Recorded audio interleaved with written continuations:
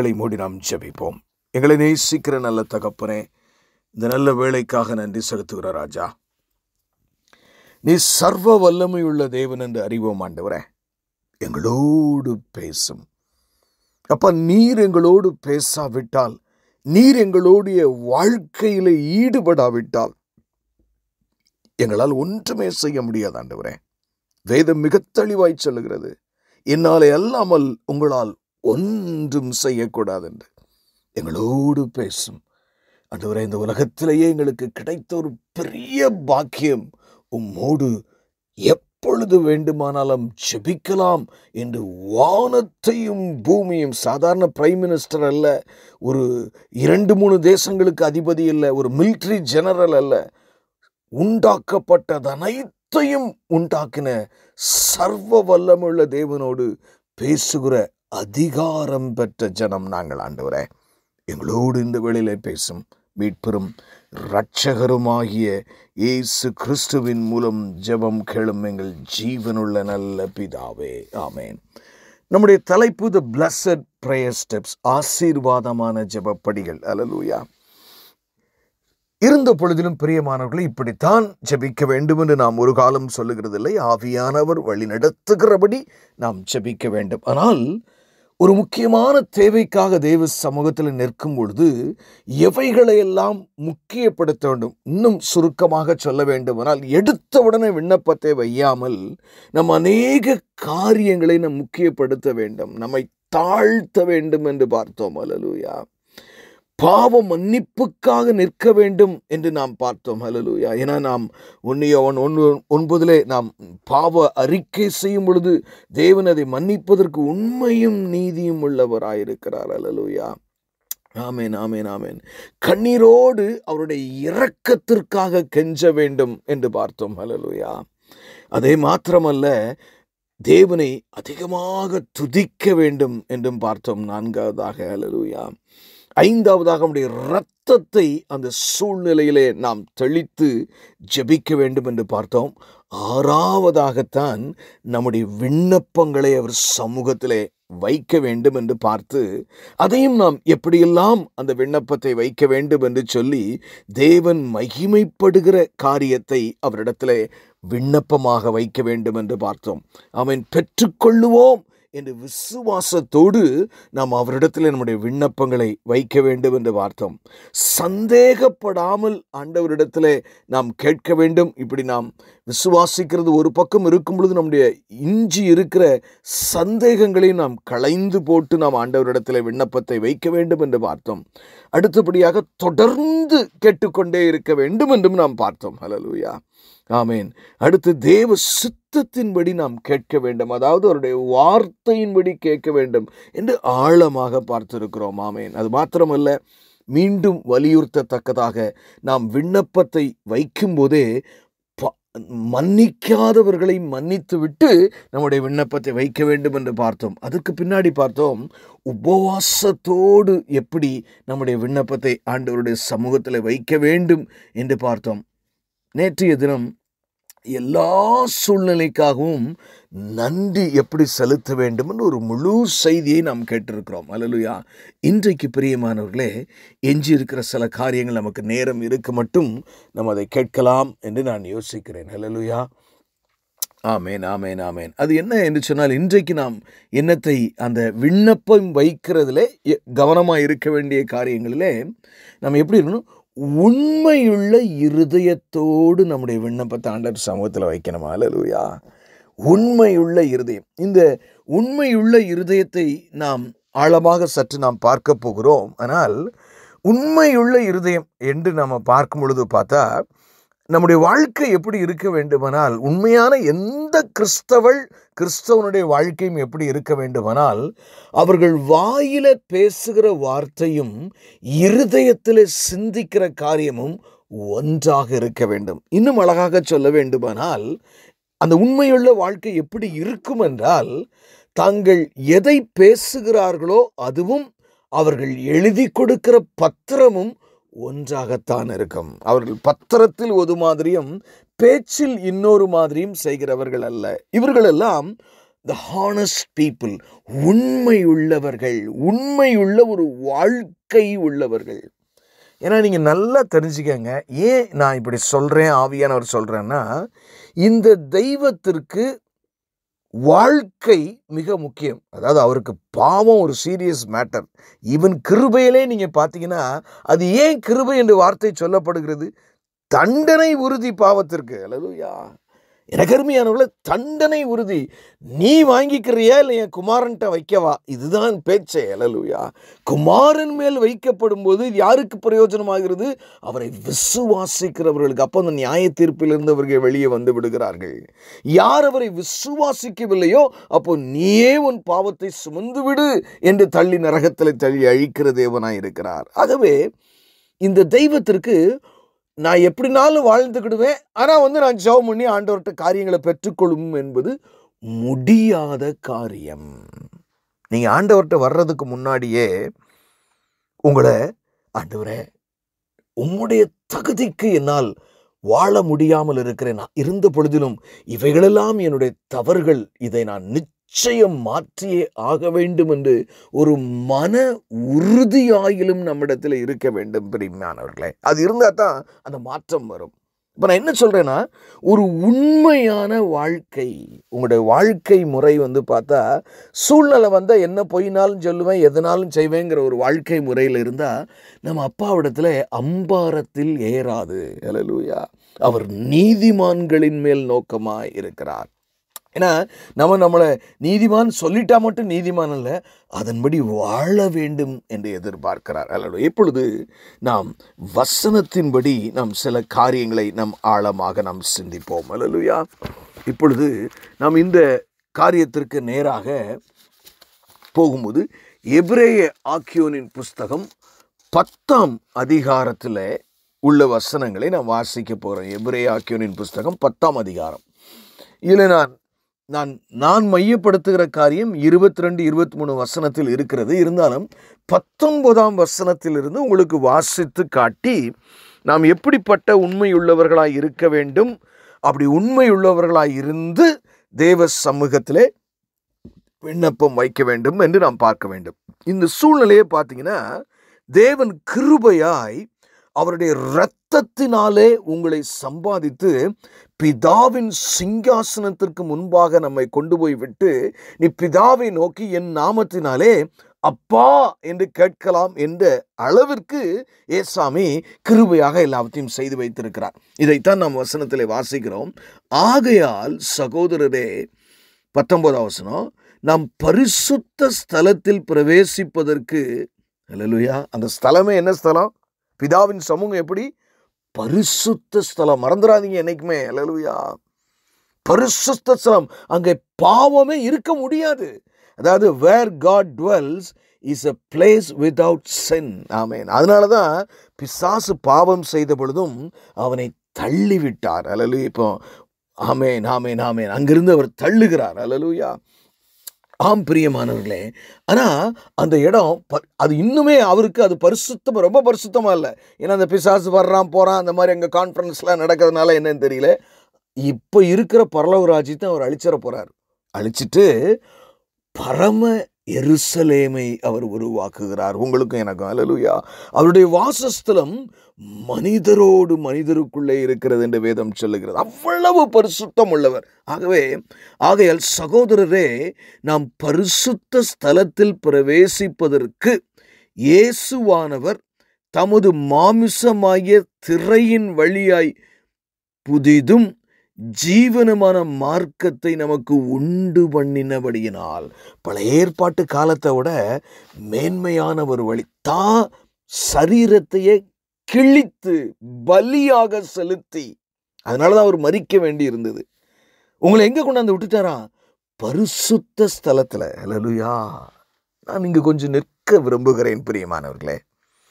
நீங்க இப்ப எங்க இருக்கிறீங்க? டெக்னிக்கலி ஸ்பீக்கிங், ஸ்பிரிச்சுவல் ஸ்டாண்டர்ட்னா பிதாவின் பரிசுத்த ஸ்தலத்திலே குமாரனால் கொண்டு போய் விடப்பட்டிருக்கிறீர்கள்.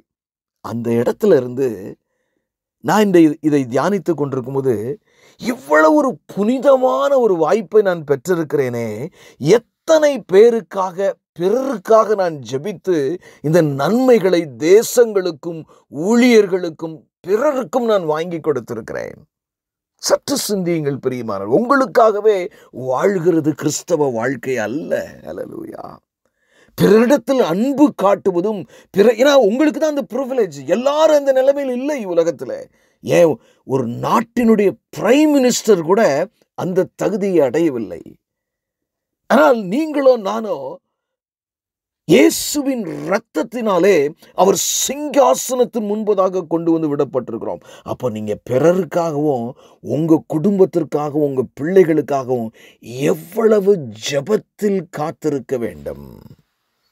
அவசரமான உலகங்க. என்னென்னமோ சபையில நடக்குது. ஆமென். என்னென்னமோ நடக்குது. எனக்கு அருமையான தேவ ஜனமே, ஆணும் கல்யாணம் முடிச்சுக்கலாம், என்னை பெண்ணும் கல்யாணம் முடிச்சுக்கலாம், என்னன்னாலும் செய்யலாம்.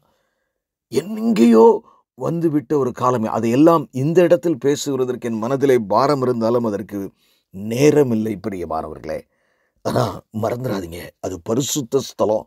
நீங்க நிற்கிற சரியான இடத்துல ஏசப்பா கொண்டாந்து விட்டுருக்கிறாரு. நீங்க நம்புங்க. நீங்க ஜெபம் பண்ணும் பொழுது ஆண்டவர் நிச்சயம் கேட்பார் என்று நம்புங்க. எனக்கு அந்த ஒரு தகுதியை கொடுத்திருக்கிறார். ஏன்னா ஒரு போலீஸ்காரன்ட்ட இருந்தாலும் நீங்க கள்ளர்களை பிடிக்க வேண்டாமான்னு கேட்க மாட்டாங்க. நீங்க திருடர்களை பிடிக்க வேண்டாமா கேட்க மாட்டாங்க. அதே மாதிரி தாங்க நீங்களும் நானும். நமக்கு பிதாவின் முன்பதாக, வானத்தையும் பூமிக்கும் அதிகாரியின் முன்பதாக, கர்த்தராகிய இயேசு கிறிஸ்துவின் சிங்காசனத்துக்கு முன்பதாக, பரிசுத்த ஆவியானவருக்கு முன்பதாக நிற்கக்கூடிய கிருபை பெற்ற நாம். ஏன்னா நிறைய நேரங்களில் நான் இன்னைக்கு யோசிச்சிருந்தேன், நமக்கே ஜெபம் பண்ணா கிடைக்குங்கிற நம்பிக்கை சபைக்கு மிக குறைவா இன்றைக்கு இருக்கிறது. நாம் விசுவாசிக்க வேண்டும் பிரியமானவர்களே. பரிசுத்த ஸ்தலம் 20ஆம் வசனத்தை பாருங்க. அந்த மார்க்கத்தின் வழியாய் பிரவேசிப்பதற்கு அவருடைய இரத்தத்தினாலே நமக்கு தைரியம் உண்டாயிருக்கிறபடினால். அதுக்கு தைரியம் வேணும். சும்மா யாருனாலும் நினைச்சா பிதாவின் சன்னிதானத்துக்கெல்லாம் போக முடியாது பிரியமானவர்களே. என்ன தைரியம்? அப்பா இரத்தத்தினால அந்த வாய்ப்பை நமக்கு வாங்கி கொடுத்துருக்காங்க. ஒரு ஆப்பர்ச்சுனிட்டி உங்களுக்கு கொடுத்தாச்சு. நீங்க அப்போ அந்த ஜெப வேளையை புனிதமானதா நினைச்சு அறை வீட்டை பூட்டி அந்தரங்கத்திலே ஜெபிக்கிற ஜெபம், அதுதான் முதல் தரமான ஜெபம். அல்லேலூயா. சொல்லுவாங்கல்ல, இந்த ஆயில்ல வெர்ஜின் ஆயில் வாங்கல, வெர்ஜின் ஜெபம் எது தெரியுமா? அறை வீட்டை பூட்டி அந்தரங்கத்தில் ஜெபிப்பது. எல்லாரும் கூடி ஜெபிப்பது மிக அவசியமான ஒன்று. இது கர்த்தர் விரும்புகிற காரியம். அநேக பலனுள்ளதான் இருக்கும். ஆனால் இதனுடைய ஆரம்பம், அந்த ஜெப வாழ்க்கையின் ஆரம்பம் எதில் இருக்குன்னு தெரியுமா? அந்தரங்கத்திலே நம்முடைய விண்ணப்பங்களுக்காக, பிறருக்காக, நமக்காக தேவனை நோக்கி ஜெபிக்க வேண்டும். அல்லேலூயா. ஏன்னா இது ஏன் நான் வலியுறுத்துகிறேன், முந்தியும் நான் சொல்லியிருக்கிறேன், மீண்டும் சொல்லுகிறேன். அறை வீட்டை பூட்டி நீங்க ஜெபிக்கணுமா? ஒருவன் ஜெபம் பண்ண விரும்பினால் தன் அறை வீட்டை பூட்டி அந்தரங்கத்தில் இருக்கிற பிதாவை நோக்கி, வெளியரங்கமாய் அல்ல, அப்பொழுது அவர் அவனுக்கு வெளியரங்கமாய் பலன் அளிப்பார். இது வாக்குத்தத்தம் பாருங்க. ஆனா நமக்கு கற்றுக் கொடுத்திருக்கிற ஜெபம் என்ன? பரமண்டலங்களில் இருக்கிற பிதாவே என்று நமக்கு ஒரு பரமண்டல ஜெபத்தை கற்றுக் கொடுத்திருக்காரு. அதுல ஆனா ஆண்டவர் என்ன சொல்றாரு? பரமண்டலங்களில் இருக்கிற எங்கள் பிதாவே, என் பிதாவே இல்லை. அல்லேலூயா. அந்தரங்கத்துல ஜெபித்தாலும் பிறருக்காக அந்த கிருபாசன தண்டையிலே நாம் நிற்க கிருபை பெற்றிருக்கிறோம். அந்த மார்க்கத்தின் வழியாய் பிரவேசிப்பதற்கு அவருடைய இரத்தத்தினாலே நமக்கு தைரியம் உண்டாயிருக்கிறபடினாலும், தேவனுடைய வீட்டின் மேல் அதிகாரி என மகா ஆசாரியர் நமக்கு ஒருவர் இருக்கிறபடினால். யாருக்கு இருக்கா? நமக்கு இருக்கிறபடினால். உங்களுக்கு யார் இருக்கிறா? மகா பிரதான ஆசாரியன். நம்ம கொண்டு போய் பலியினுடைய பொருட்களை அவருக்கு காணிக்கையாக நம்முடைய ஜெபத்தின் தூபத்தை அவருக்கு வச்சா அப்படியே அவர் பிதாட்டை எடுத்துட்டு போவாராம். அல்லேலூயா. என் மகன் கொண்டு வந்திருக்கான், அல்லேலூயா, என் மகா கொண்டு வந்திருக்கா, நீங்க அதுக்கு என்ன சொல்றீங்க? நீங்க கண்டிப்பா ஆண்டவர் நமக்காக வாதாடுவாராம் பிதாட்ட போய். இல்லை, ரொம்ப கஷ்டப்படுறான், ரொம்ப அழுறா, ரொம்ப அவன் பிரச்சனை முடியாம இருக்கு, நீங்க அதை கொஞ்சம் சீக்கிரம் தான் செய்யணும். நமக்காக பிதாவின் வலது பார்சத்திலே பரிந்து பேசுகிற ஒரு ஆசாரியன் நமக்கு உண்டு பிரியமானவர்களே. சோர்ந்து போகாது. நீங்க ஜெபம் பண்ணிட்டு கூட படுத்துருவீங்க, ஆனா அவர் தொடர்ந்து பிதாவிடத்திலே பரிந்து பேசிக் கொண்டிருப்பார். அல்லேலூயா. எவ்வளவு பெரிய பாக்கியம்! ஜெபம் என்றால் மேன்மையான காரியம். அதை புனிதமா நினைங்க. அந்த நேரத்தை பிரித்தெடுங்க. மிச்ச நேரங்களில் இருந்து அது நம்ம நல்ல தூய்மையான ஒரு உள்ளத்தோடு ஆமென் தூய்மையான இடத்திலே தேவனை ஆண்டவரே என்று ஆராதிக்க. அல்லேலூயா. இப்போ நான் இருக்கிறது வேணா ஆஸ்திரேலியாவில் இருக்கலாம், ஆனால் நான் உட்காந்து ஜெபிக்கிற ஒரு இடம் என் மகளே வந்து சிரிப்பா. ஒரு சின்ன கிளாசட் என்று சொல்லுவார்கள். மிஞ்சி போனால் 2 அடிக்கு ஒரு 3 அடி இருக்கும். என்ன 2 அடிக்கு ஒரு 3 அடி இடத்துல தான் நான் உட்காந்து ஜெபிப்பது உண்டு பிரியமானவர்களே. அல்லேலூயா. நம்ம எவ்வளோண்டு சின்ன இடத்துல உட்காந்து ஜெபிக்கிறோம்னு பெருசு இல்லை, ஆனால் யாரை நோக்கி ஜெபிக்கிறோம்? அல்லேலூயா. யாரை நோக்கி ஜெபிக்கிறோம்? அப்போ நம்ம அவ்வளவு கிருபை பெற்றிருக்கிறோம். அடுத்து பாருங்க 21ஆம் வசனத்தை மீண்டும் வாசிக்கிறேன். தேவனுடைய வீட்டின் மேல் அதிகாரி என மகா ஆசாரியர் நமக்கு ஒருவர் இருக்கிறபடி. உங்களுக்கு இந்த பிதாவின் இடத்துல உங்க காரியத்தை, அதாவது ஒரு நீங்க இன்னும் அழகா நீங்களாம் புரிஞ்சுக்கிற மாதிரி சொன்னா, உங்களுக்குன்னு ஒரு அட்வொகேட் என்ன அட்வொகேட் சொல்லுவாங்களா, லாயர் அட்வொகேட்னு சொல்லுவாங்களே, நமக்காக பரிந்து பேசுகிற இயேசு கிறிஸ்துவ இஸ் அன் அவர் அட்வொகேட் என்று வேதம் சொல்லுகிறது. அதாவது நமக்காக வாதாடுவார். நமக்கு ஒன்றும் விவரம் தெரியாதான். ஏன்னா எத்தனை பேருக்கு வந்து பார்த்தீங்கன்னா அந்த கேஸ் போடுறவங்களுக்கு வந்து எப்படி கோர்ட்டில் பேசணும்னு ஒன்றுமே தெரியாது. ஜட்ஜிட்ட என்ன சட்டம் இருக்குது, அவர் எப்படி செயல்படுவார், அவர் எப்படி நீதி தீர்ப்பு எழுதுவார்னு தெரியாது. அதனால ஒரு அட்வொகேட்டை பிடிப்பாங்க. அந்த அட்வொகேட் தான் இயேசு கிறிஸ்து. உங்கள் அட்வொகேட்டுங்க இயேசு கிறிஸ்து. அல்லேலூயா. எவ்வளோ பெரிய ப்ரிவிலேஜ். உங்களுக்கு ஒரு தகுதியும் வாங்கி கொடுத்துட்டு உங்களுக்காக ஒரு அட்வொகேட் மாதிரி அவர் அங்கே பிதாவினுடைய சமூகத்தில் நின்று உங்களுக்காக, உங்கள் பிள்ளைகளுக்காக, உங்கள் சபைக்காக நீங்கள் என்ன விண்ணப்பம் வைக்கிறீங்களோ அதற்காக வாதாடு. இதெல்லாம் நீங்கள் விசுவாசிக்கணும். அல்லேலூயா. ஏதோ அழுது கஷ்டப்பட்டு ஜெபம் பண்ணிட்டு நம்ம மட்டும் சிலுவையை சுமந்து கஷ்டப்பட்டு போகிறோம்னு நினைக்காதீங்க. அல்லேலூயா. உங்களுக்காக மரித்த இந்த இயேசு கிறிஸ்து ஒரு அட்வொகேட்டாக இருக்கிறார். அல்லேலூயா. ஆமேன் பிரியமான. அதனால தான் அட்வொகேட்டாக இருக்கும்போது, தம்பி நீ இந்த ஆதார் கார்டெலாம் கொண்டாந்துட்டியா, இன்னைக்கு உனக்கு அந்த ஒரு இதை டைப் அடித்து கொண்டாட சொன்னோன்னே கேட்பார்ல, அது மாதிரி தான் இயேசு கிறிஸ்து நீ உண்மையாக இருவோம் வாழ்க்கையில். அப்படி இருந்தால் தான் நான் அட்வொகேட் அங்கே போய் நான் பேச முடியும் அவர்கிட்ட. அல்லேலூயா. என்னை ஏற்றுக்கொண்டல, அப்போ நீ ஒரு உப்பா இரு, ஒரு ஒழியா இரு, நான் அவர்கிட்ட போய் பேசணும்ல. அல்லேலூயா. எனக்கு அருமையான தேவஜனமே, சர்வ வல்லமை உள்ள தேவன் பிதா, குமாரன், பரிசுத்த ஆவியானவராக ஒரே தேவன் நமக்கு உண்டு. அல்லேலூயா. எப்படியாம் பாருங்க இந்த 22ஆம் வசனத்துல, துர்மனசாட்சி நீங்க தெளிக்கப்பட்ட இருதயம் உள்ளவர்களாயும். எப்படி போய் அந்த சிங்காசனத்தின் முன்பதாக விண்ணப்பம் வைக்கிறதுக்கு தகுதி நமக்கு இருந்த பொழுதிலும் நம்ம எப்படி நம்மளை அலங்கரித்து கொண்டு அங்கே போய் நிற்கணுமா? முதல் காரியம், துர்மனசாட்சி நீங்க தெளிக்கப்பட்டவர்களாய். அல்லேலூயா. நம்முடைய மனசாட்சியே நீலாம் ஒரு ஆள், அதாவது பிசாசு பேச மூளையில் தப்பாக பொய்யா பேசுகிறத விட்டுருங்க. நீ தான் அந்த ஒரு கள்ள தொடர்பு உன்ட்ட இருக்கு. நீ தான் உன் தம்பி சொத்தை அவன் கேட்குறபடி கொடுக்காம பிடிங்கி நீ வச்சிருக்கிறிய. நீ தான் லஞ்சம் வாங்குறிய, நீ தான் பொய் சொல்றிய, நீ தான் பெருமையாக இருக்கைய. இப்படி நம் மனசாட்சியே நம்ம குற்றப்படுத்துகிறவரால் நம்ம இருக்கக்கூடாதான் நம்ம விண்ணப்பத்தை ஆண்டவர்கிட்ட வைக்கும்போது. அல்லேலூயா. என்ன சொல்லப்படுது? தேவனுடைய துர்மனசாட்சி நீங்க தெளிக்கப்பட்ட அப்படின்னு என்ன அர்த்தம்? அப்படி அலசி எடுப்பாங்களே, தெளிக்கப்பட்டு எடுக்கிறதுன்னு சொல்லி, அது இல்லாத இருதயமா இருக்கணுமா, வாழ்க்கையா இருக்கணுமா? அல்லேலூயா. இது என்னைக்கா நம்ம சிந்திச்சிருக்கோமா? ஆமேன். இதை வேதம் விரும்புகிறது. நீ என் பிள்ளைன்னு சொல்ற பண்றையோ, அதாவது பாவ மன்னிப்புக்கான ஜெபம் யாரு எப்போ என்ன உண்மையான மனந்திரும்புதலோட சொன்னா உறுதியாக கிடைக்கும்.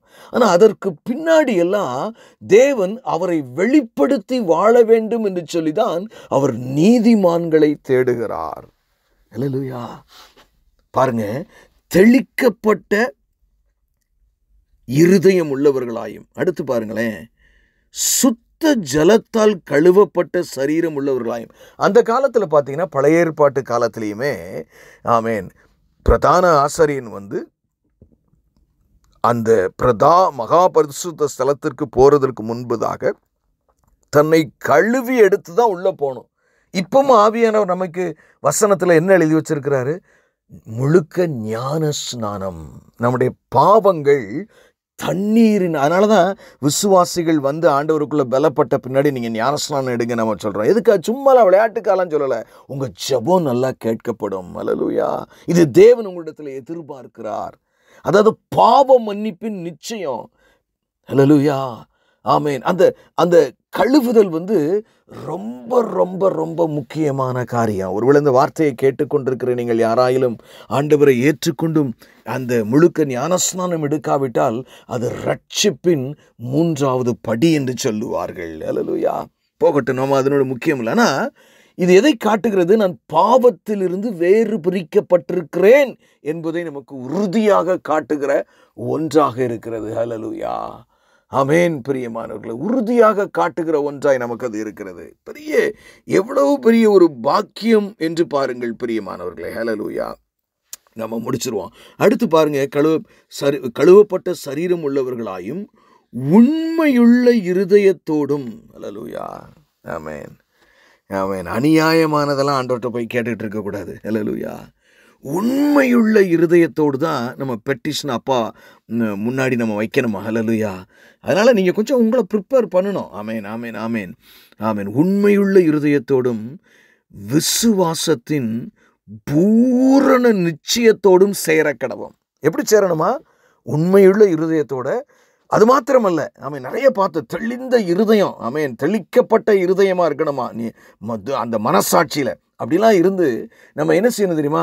நம்முடைய வாழ்க்கையில் அவர் சமூகத்தில் முழு பூரண விசுவாசத்தோடு. அல்லேலூயா. அப்பாட்ட உங்கள் பலி, நீங்கள் செலுத்த வேண்டிய 2 பலி இருக்குது. ஒன்று அவரை துதிக்கிற நாவாகிய துதியின் பலி, அடுத்து விசுவாசமாகிய ஒரு மேன்மையான பலி. அல்லேலூயா. அப்பா நிச்சயம் எனக்கு அதை செய்வாங்க. அவங்களுக்கு அந்த வல்லமை இருக்குது, என்னை தகுதிப்படுத்தி இருக்கிறாங்க, எனக்கு நிச்சயம் செய்வாங்க. விசுவாசத்தின் பூரண நிச்சயத்தோடு தான் உங்களுடைய பெட்டிஷனை நீங்கள் வைக்கணுமா பிரியமானவர்களே. அல்லேலூயா. அல்லேலூயா. பாருங்க 23ஆம் வசனம். அல்லாமலும் நம்முடைய நம்பிக்கையை அறிக்கை இடுகிறதில் அசைவில்லாத உறுதியாக இருக்க வேண்டும். பூரண நிச்சயத்தோடு ஜெபிக்கணும். ஜெபம் பண்ணி முடிச்சோன்னு நீங்கள் என்ன செய்யணும் தெரியுமா? நான் அப்பாட்ட கேட்ட நிச்சயம் தருவார். அது கேட்டேன்ப்பா, அதெல்லாம் உனக்கு கிடச்சிரும், சரி நீ போயிட்டு வா, உனக்கு அது கிடைக்கும். பிள்ளைகளை ஸ்கூல் நான் உனக்கு இப்படி ஜெபம் பண்ணியிருக்கேன், நீ கண்டிப்பாக அந்த தடவை இந்த காரியம் உனக்கு நடக்கும் பாரு. ஸோ நம்ம ஒன்ஸ் ஜெபம் பண்ண பின்னாடியும் சந்தேகத்தோடையே பேசிகிட்டு இருக்கக்கூடாது. அல்லேலூயா. ஏன்னா நமக்காக வழக்காடுகிற ஒரு பெரிய வழக்கறிஞரை நாம் பிடித்து இருக்கிறோம். அவர் கேஸ் ஒன்னாலும் தோற்காது. நம்ம தான் அவர் கேட்குற டாக்குமெண்ட்டை கொண்டு போய் கொடுக்க வேண்டியது இருக்குது சில நேரங்களில். அல்லேலூயா. அப்போ பாருங்க, நீங்கள் எப்படிப்பட்டவர்களையும் விசுவாசத்தில் பூரண, அதாவது சூழ்நிலையை பார்க்காம அப்பா நிச்சயம் அதை செய்வார். இது ஏன்னா இது தேவ சித்தங்கிற காரியம்னால தான் நான் இதை கொண்டு போய் பொய் கேஸு அப்பா நடத்தவே மாட்டார். ஏசப்பா. அல்லேலூயா. உண்மையான அட்வொகேட் அவர். அப்போ ஒரு தேவ சித்தத்தின்படியான ஒரு காரியம், நியாயமான காரியம், வேத வசனத்தின் மாதிரி காரியத்தை தான் நம்ம கேட்குறோம். அப்படி கேட்கும்போதும் அந்த விண்ணப்பத்தை எப்படி வைக்கணும்? பூரண நிச்சயத்தோடு நம்ம வச்சுட்டு, அதுக்கு அடுத்தபடியாக மீண்டும் சொல்லுகிறேன், அல்லாமலும் நம்முடைய நம்பிக்கையை அறிக்கையிடுகிறதில், உங்கள் நம்பிக்கையை நீங்கள் அறிக்கையிடுகிறதில், மீண்டும் சொல்லுகிறேன், உங்கள் நம்பிக்கையை நீங்கள் அறிக்கையிடுகிறதில். அல்லேலூயா. அசைவில்லாத, அது எப்படி வசனம் சொல்லுது பாருங்களேன். அறிக்கையிட வேண்டும் அப்படி சொல்லி முடிக்கல, அதுல அசைவு கூட லேசா வரக்கூடாதான். அல்லேலூயா. கான்கிரீட் மாதிரி இருக்கணுமா அதை செஞ்சு கொண்டே. அசைவில்லாமல் உறுதியாயிருக்க கடவோம். உங்கள்கிட்ட ஒரு கேள்வி கேட்குறேன். நீங்கள் எத்தனை பேர் ஒரு காரியத்தை தேவ சமூகத்தில் ஒரு பெட்டிஷனை வச்ச பின்னாடி விசுவாசத்தோடு நீங்கள் ஜெபத்தை விட்டு எந்திரிச்சு நிச்சயம் அப்பா எனக்கு தருவார், அந்நாளை குறித்து நம்ம பிரசங்கெல்லாம் பண்ணிடுவோம், அதற்கு பின்பு அவள் துக்கமுகமாக இருக்கவில்லை? அதுதாங்க அந்த விசுவாச அறிக்கை. அல்லேலூயா. அது வெளிப்படணும். அதுக்கப்புறமும் இஞ்சி தின்ன குரங்கு மாதிரி முகத்தை ஒரு மாதிரி சோகமாகவே வச்சுட்டு இருந்து பிரயோஜனம் அல்ல. அல்லேலூயா. சார்ஜ் இறங்கலாம், திருப்பியும் ஒரு கவலை வரலாம். பழையபடி தெய்வ சமூகத்துக்கு ஓடணும், பழையபடி அட்வொகேட்டை பிடிக்கணும், இந்த வாய்தா. அல்லேலூயா. அதனால தான் ஆண்டவர் சொன்னார், தொடர்ச்சியாக கேளு, விட்டுறாதன். லூக்கா 18 சொன்னார், துன்மார்க்கனாகி அந்த அதிபதியே அந்த விதவைக்கு நன்மை செய்யும் பொழுது நான் சீக்கிரமாய் செய்வேன். அல்லேலூயா. தொடர்ந்து கேட்டுக்கொண்டே இருக்க வேண்டும். இது it's a continuous process. Till you receive. சில நேரங்களில் சில வருஷங்கள் கூட ஆகலாம். அதனால் நீங்கள் கேட்டுக்கிட்டே இருக்கணும். ஏன்னா அப்பா பிதாவும் சரி, குமாரனும் சரி, பரிசுத்த ஆவியானும் சரி, இந்த சமூகத்துக்குள்ளே வரும்போது அவங்களுக்கு இருக்கிற மகிழ்ச்சி, அதாவது எப்படி மகிழ்ச்சின்னு நீங்கள் தெரிஞ்சுக்கங்களேன். ஃபார் எக்ஸாம்பிள், நான் இன்னைக்கு கூட பார்த்தீங்கன்னா கார்டன் வேலை நான் கொஞ்சம் பார்த்துக்கிட்டு இருக்கும்போது காரில் என் பேத்தியை ஓடி தாத்தா அப்படின்னு ஓடி வரும்போது ஆவல் சேர்த்து கட்டி பிடிக்கணும் பார்த்தீங்களா. ஏன்னா when grandchildren come to home, ஏன்னா அது மாசு மறு இல்லாமல் வேறு எதுவுமே நம்மளை பார்க்காது, அன்பின் அடிப்படையில் தான் பார்க்கும். அந்த மாதிரி நீங்கள் தேவ சமூகத்தில் ஜெபிக்க ஆரம்பித்தோடனே பிதாவுக்கு டே கொஞ்சம் இரா நான் பார்த்துக்கிட்டு இருந்தா அவளை, இரா ஏன்டா நீ அவசரப்படுற, கொஞ்சம் இரா, நான் ஏன் பிள்ளடா, அது நான் தான்டா படைச்சிருக்கேன் பாரு, அவளை கற்பத்தில் படைக்கும். இந்த இடத்துல ஒரு சின்ன சிக்கல் வரும்போது நான் தான் அதை கரெக்ட் பண்ணேன். உனக்கு தெரியுமா அந்த மூக்கு பாரு எப்படி இருக்குன்னு. பிதாவும் குமாரனும் பேசிக்குவாங்க. அல்லேலூயா. நான் விசுவாசிக்கிறேன் பிரியமானவர்கள். ஏன் பிள்ளை இரா, ஏன்டா இல்லைப்பா ரொம்ப அழுகிறா, இருறா கண்ணு, அவள் அப்படின்னா தான் ஒரு 3 வருஷமாவது என்கிட்ட கொஞ்சம் நல்லா உட்கார்ந்துருப்பாள். அவள் அழுது என்கிட்ட ஜெபிக்கும் போது ஐயோ அவளை அவனை பார்க்கும்போது எனக்கு எவ்வளவு சந்தோஷம். ஐயோ விட்டுரு, இருக்கடி இரா நான் கண்டிப்பாக டேய் நீ நினைக்கிறத விட நான் அதிகமாக செய்வேன், இருந்தாலும் கொஞ்சம் பொறு. This conversation may go, I don't know. நான் அறியவில்லை பிரியமானவர்களே. அன்பு இருந்தால் என் பேத்தி பார்த்துட்டு அப்படியே உடனே பாய் டாடி அப்படி தாத்தான்னு அப்படி போகிறத நான் விரும்புகிறேன். கொஞ்சம் நேரம் அவன் என்னோட இருந்து பேசணும். வாட் வில் பி த அன்பு தேடுங்க. ஹல்லேலூயா. when your God is in love with you, உன் தேவன் உங்களை நேசிக்கிறார். ஆகவே அவள் என்னோடு இருக்க வேண்டும், என் மகன் என்னோடு இருக்க வேண்டும் என்று துடிக்கிறார். அந்த ஜெபம் பண்ண உடனே அப்பா நிச்சயம் தந்துடுவார். அப்பாட்ட கேட்டேன். அல்லேலூயா. ஆமேன் ஆமேன். எனக்கு அருமையான தேவஜனமே, உங்களுக்கு ஒரு மணவாளன் உண்டே. அல்லேலூயா. பிள்ளை மாதிரி கூட இல்லை, என் ஒய்ஃபுக்கு அது வேணுமா அப்படின்னா இட்ஸ் அ கன்சிடரேஷன். ஏன்னா அதை கொடுக்கலன்னா குடும்பத்தில் பிரச்சனை வந்துருங்கிற மாதிரி. ஆமேன். எப்படி நம்ம அறிக்கையிடணும் அல்லாமலும் நம்முடைய நம்பிக்கையை அறிக்கையிடுகிறதில் அசைவில்லாத உறுதியாக இருக்க கிடவோம். வாக்குத்தத்தம் பண்ணினவர் உண்மையுள்ளவராயிருக்கிறாரே. அல்லேலூயா. எவ்வளவு பெரிய வார்த்தை இன்றைக்கு பிரியமானவர்களே. வாக்குத்தத்தம் பண்ணினவர் உண்மையுள்ளவராயிருக்கிறாரே. அல்லேலூயா. ஆகவே நம்முடைய வாழ்க்கையில நாம் இந்த காரியத்தை குறித்து மிக கவனமாக நாம் இருக்கும்படியாய் அழைக்கப்படுகிறோம். எனக்கு அருமையான தேவ ஜனமே, தேவனுடைய கிருபை உங்களை தாங்க வேண்டும் என்று நான் நினைக்கிறேன். இந்த நல்ல நாளுக்காக நாம் கர்த்தரை ஸ்தோத்திரிப்போம், நாம் ஜெபிப்போம். எங்களை நேசிக்கிற நல்ல தகப்பனே, இந்த நல்ல வேளைக்காக நன்றி செலுத்துகிறோம். நீர் எங்களோடு கூட இருக்கிற கர்த்தரப்பா, நீர் மாறாத கன்மலை உள்ளவர். அல்லேலூயா. நன்றியோடு உம்மை துதிக்கிறோம் ஆண்டவரே. இந்த நாளிலே நீர் எங்களுக்கு தந்த வார்த்தைக்காக நன்றி செலுத்துகிறோம். பெரிய காரியங்களை செய்யும், ஆசீர்வதியும். மீட்பெரும் இரட்சகருமாகிய இயேசு கிறிஸ்துவின் மூலம் ஜெபம் கேளும் எங்கள் ஜீவனுள்ள நல்ல பிதாவே. ஆமென்.